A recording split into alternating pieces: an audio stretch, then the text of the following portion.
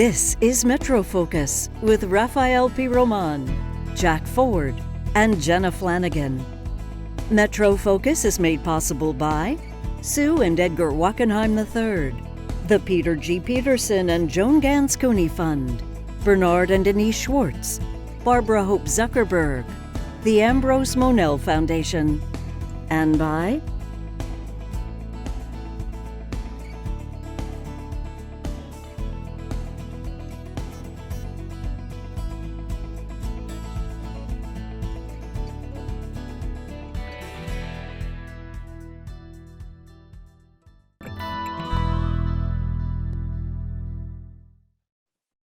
Good evening and welcome to Metro Focus. I'm Jenna Flanagan.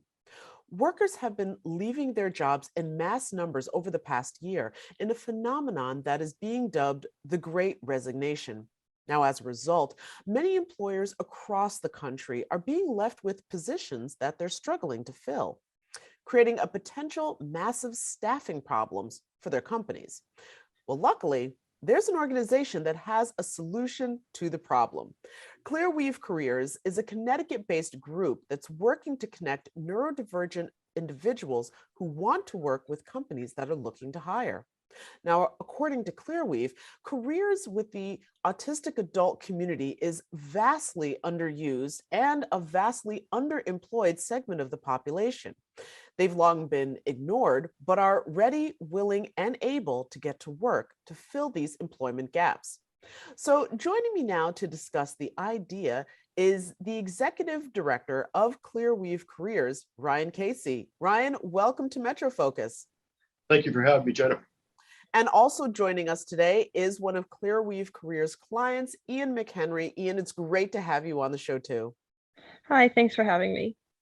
So Ian, I want to start with you because this is really about the individuals that Clearweave is trying to serve. So just can you sort of paint a picture for our audience? What is it like living as a neurodivergent adult, and how at least do you think that that's impacted your day-to-day? So it impacts my day-to-day in basically every way possible because it's not something I can just turn off.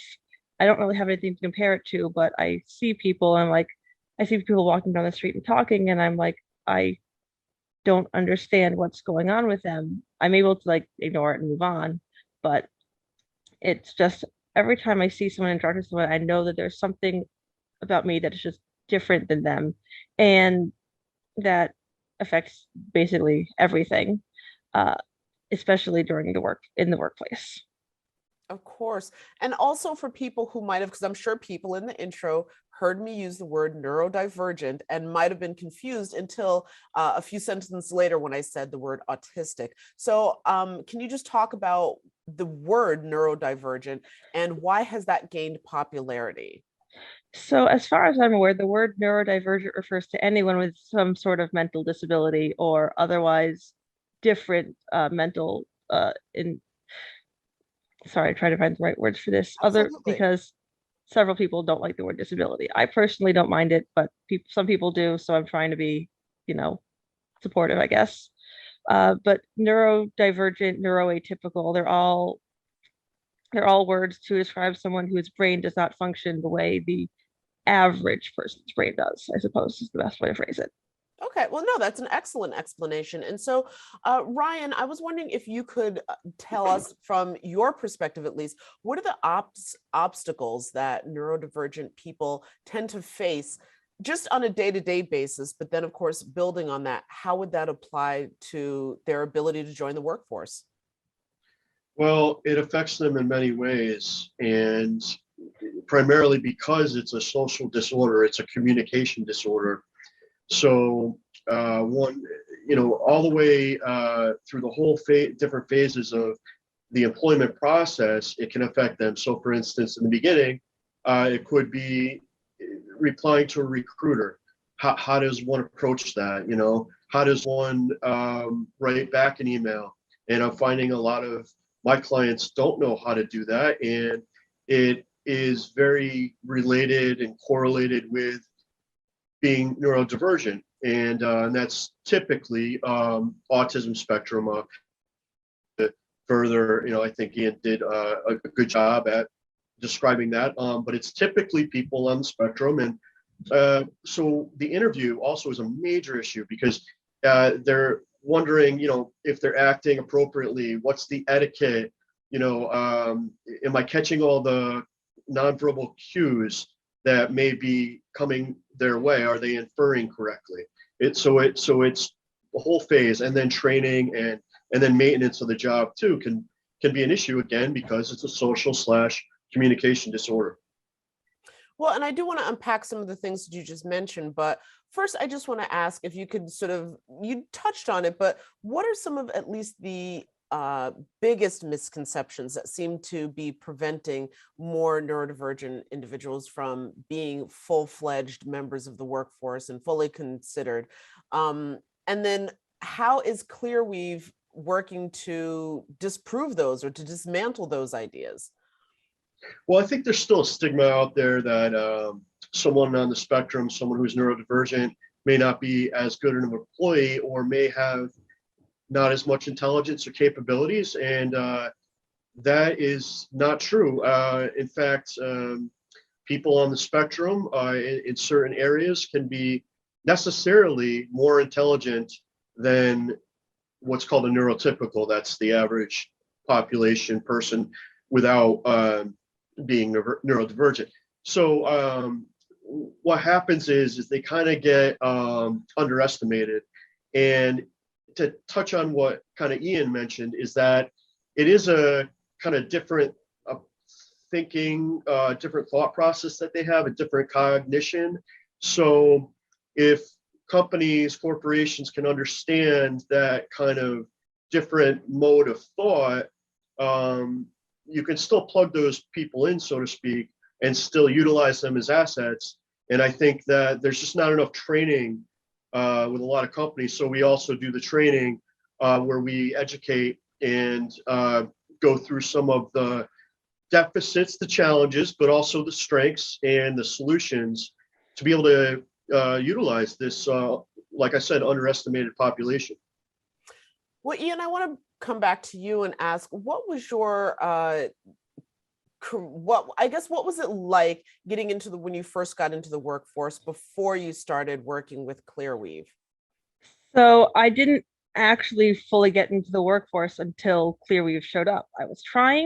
I tried other government placement agencies, but nothing with them ever really worked out. I would show up to a meeting, they would have some ideas, and they wouldn't see them again for a month or two, and I would still be jobless the entire time.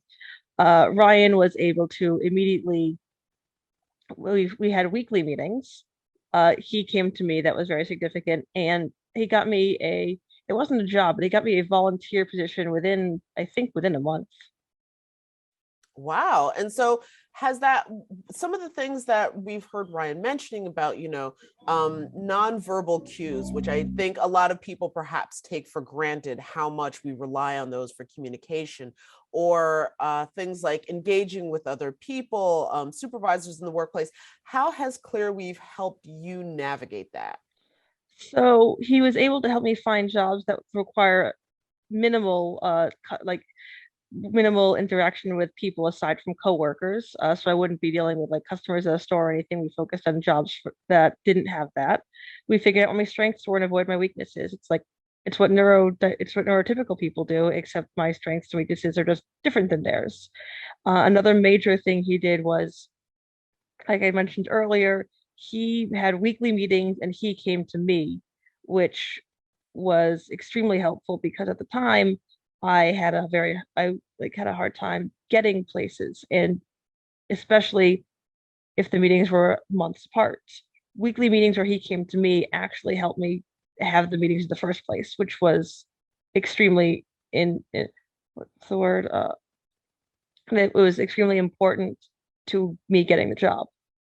Okay. And so now, I guess, where are you having worked? First of all, I want to really try to paint a picture, because before we get to your now, when you said that prior to working with ClearWeave and with Ryan specifically, you were having trouble finding a job. Can you give us an idea of how long this went on, and how old were you when you first started working with the company? I it was a very long time ago. I don't remember the full details, but I remember going to a few government agencies for I think it was at least a year that I was trying different things to get a job. Okay. Because I knew that I wasn't able to just walk into a store, ask for an application. I knew I needed more support than that. So my mom was helping me. She was actually one who found Ryan, but she was looking for different agencies, public, private, government, to help me find ways to work because I wasn't doing anything. I wasn't even leaving the house. So I really needed something, even if it wasn't what I wanted to. I just needed something to get me out of the house. And then she found Ryan and things changed. Okay. So, And that I think it went on for about a year before she all found right. Ryan. Was that like and again, just trying to give people a Mhm. better sense of how this affects a young adult's life. Was this like the year after college for you, the year after high Yes, this school? was so I had to leave college for mental health reasons. And for the Okay. year afterwards, I was trying to find a job because I wanted to do something with my life because because all of my life up to that I had school and now suddenly I had nothing. And it was very sudden and it was hard to adjust. And I was trying to find something to do and I was unsuccessful. Okay, so then, Ryan, is the story that Ian told us, is this typical of a lot of the clients that ClearWeave works with, that there was just absolutely no luck until your group, your company was able to step in and really provide some guidance and, more importantly, support? I hear this story quite often, and so people seem to come to me as a last resort. Sometimes they come to me in the beginning, but I typically get people that have not found the supports that we need out there as a society. So my company comes in and we provide solutions. And to address something Ian had mentioned, overall, we always build a rapport first and tailor it for each individual. Like I mentioned, the strengths and weaknesses, but I'm getting to know the full totality of an individual. And then I can kind of filter from that what we need in the workplace. But that caring aspect is an important, the individualized process in the beginning is very important. I mean, I don't think of it very analytically. I'm analyzing it now for you, but to help Ian, it was great to get to know him and see what his passions were. Sometimes these things don't happen right away, where the perfect job's not found right away, or even an ideal job. But through the conversations, I could deduce, what he really was interested in, and how to get him even a little bit motivated. And he was very willing to work with me because I think I came in and said, just give me a chance, and we got him off his feet. And Ian's been kind of back and forth twice, where a lot of clients do that. I'll get them a job and they'll be there for 2 years and they may leave on their own accord, whatever. He wanted a kind of a new experience. So we got him a job at a card shop, which is very aligned with his culture and what he enjoys. Okay. So then what you're describing, however, does sound incredibly labor intensive. So is that also part of, I guess, the way that the company operates, is that, there's an understanding that, yes, there is maybe a little bit extra work or a little bit extra care that goes into helping? Yes, absolutely. And that comes from the company first. My staff is well aware of that. And we try to fit it in the pricing program that we have. So our staff is fairly compensated. And what we do is we always say, yes, we'll meet the client for an hour, but there'll be texts and emails in between. There's a lot of B2B. We do a lot of reach out to companies. And we're starting to develop a great Rolodex of companies who are coming back into the fold. So we could have not only one employee at one company, but two. We've got a couple people at Stop and Shop. We have people at Travelers and a whole slew of companies. And we just started working with Pfizer, so we're looking forward to that collaboration. So there are many different ways to go about connecting, but I have my master's in communication. I try to be an effective communicator, and I try to figure out the best way to start the conversation with a company. And I usually talk to their HR person or recruiting And not everyone is so amenable to the idea, but we find the 8 out of 10 or 9 out of 10 who are at least willing to start the conversation, and hopefully it leads to a hire in the end.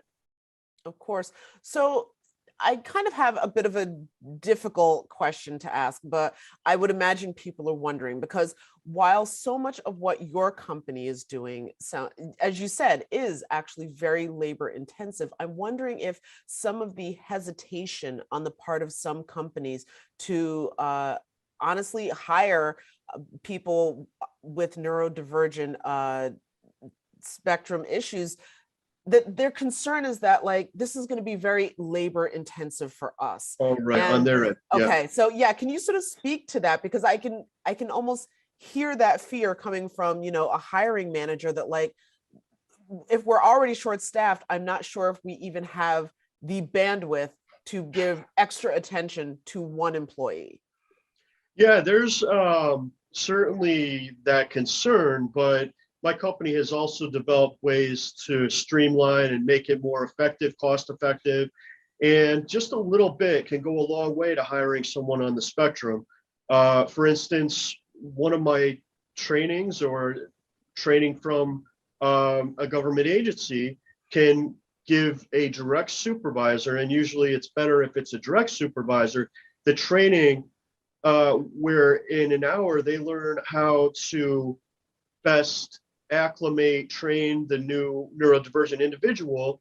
They can be trained and educated on how to do that in an hour, where it may take you, without that training, a year or two to develop the best, most effective ways to accommodate.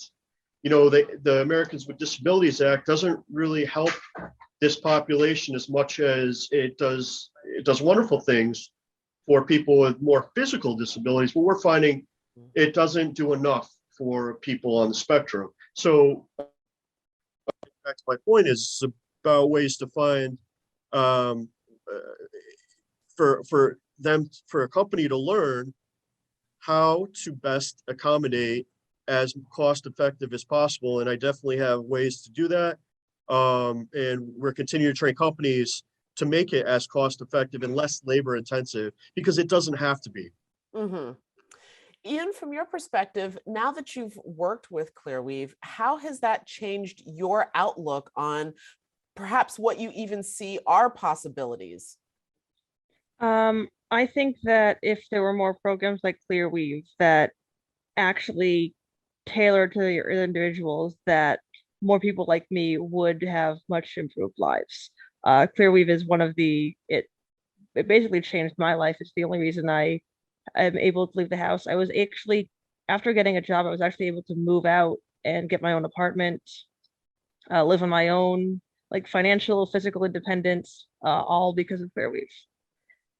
Interesting. So I guess, is this something that you see as being transformative in your life? Because that's kind of what it sounds Yes, like. definitely. Definitely. Okay. So then from there, Ryan, going back to you, I'm wondering, not only are you matching clients with potential employers, but also helping those employers navigate or be better employers of neurodivergent individuals. Is this something that you see as being scale upable, perhaps? Because I mean, again, not that we're knocking Connecticut at all, but you are based in one region of the country, or are there other organizations like yours, companies that are in other locations? Yeah, there are similar organizations. There's less in the private sector, which is where we are, and I've always kind of wanted it to be that way for several reasons. So I think that if you looked around in almost any part of America, you could find an analogous type company doing analogous type work, and getting people jobs, places that are accommodating.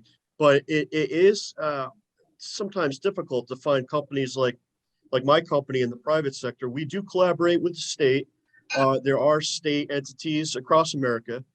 And we're actually looking into Los Angeles right now. And We're going to see if we could collaborate with the state, because I think if private companies such as mine collaborates with the state, I think could be a great outcome. And I think it is scalable, especially because I'm developing these systems that can be used on a broad, more generalized way, platform.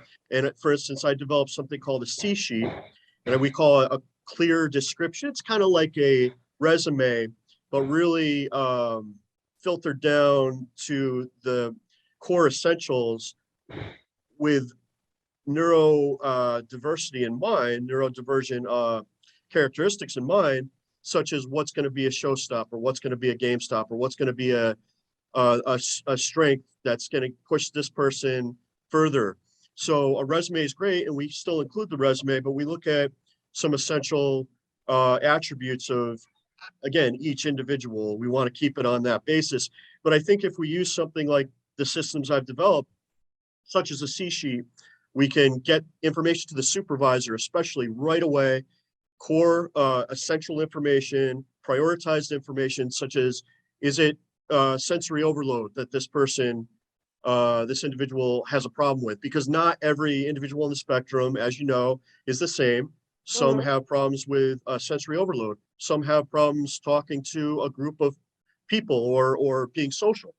So there's different aspects, but the C sheet that we're using, and that's a scalable thing, can be used in addition to the resume, and can be adjoined, so to speak, collated with the person as they move through the HR process, all the way through. And if the supervisor pays attention to that, if HR kind of touches base every once in a while, I think that can be utilized for a better outcome. Okay. Are there any specific industries that you're looking to perhaps partner with? I mean, I know you mentioned Pfizer as one, but I'm wondering if there's other industries in the private sector that you're hoping or looking to work with. Yeah, we just began work with Pfizer. We did get someone an interview. We're trying to still pair that, but we are looking into the entertainment and tech sectors. Adam McKay, the director, was nice enough to connect me to Netflix. He just had the movie Don't Look Up come out, and he connected us with Netflix. We're in substantial talks with them. We think that we're going to make a connection, and several other companies, Monkey Paw, which is Jordan Peele's company, and several others, Stagecoach Entertainment on the West Coast, where we are trying to make a match. And we have partnered with UCLA's PAIRS program, and that's a study / internship type environment where they are looking at employment. And what I'm going to do is I've been kind of asked in to try to find the entertainment jobs, especially because I have an undergrad in film, and I've been on film sets and know the video editing world. And I think that's a good sub-segment, a sub-area even of entertainment where we can make some progress, which is video editing. Can you give us an idea of how many people you've been able to help so far? So we've been in business we've been around for 8 years now, I think.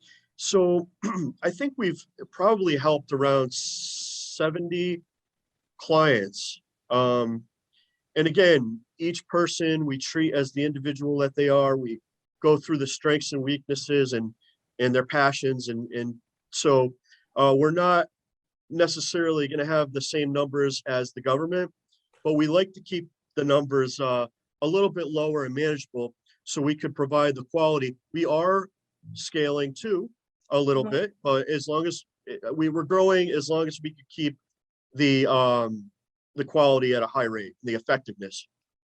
Well, Ian, I want to come back to you and ask about you're now working at a card shop, and what was that like your first day or so? How did you feel after having worked with Clearweave? I definitely felt more confident than I would have if I had somehow gotten the interview on my own. And honestly, it felt like the biggest help was that if I knew that if things didn't work out, Ryan would be there for me and able to continue helping me. And that was the biggest thing. Fortunately, that didn't need to happen. I've been at this job for, I think, 2 or 3 years now. About 2 years, I think. Yeah. Yeah, about 2 years. And I have no intention of it. As far as I know, I'm going to continue working there for much longer, and hopefully. But the biggest help was that knowing that one, all of everything that Ryan did to help me get the job also had the side effect of making me better suited for the job. And the other was knowing that if it didn't work out, he would still be there and we would just go forward and try something else. Of course. And again, all of this being built on at least your time with Clearweave, that this was definitely the turning point for you. Clearweave was the turning point, yes. All right. Well, listen, I want to thank you both so much for taking time to share, Ian, your personal story. Thank you so much for taking the time to share that with us. Of course. And to Ryan, thank you so much for telling us about your company, Clearweave Careers, what it is that you're doing, what you're hoping to do, and again, addressing an underserved and unfortunately, perhaps unfairly ignored segment of the population. So thank you so much, Jenna. Thank you, Jenna. Yeah, thank you, Jenna.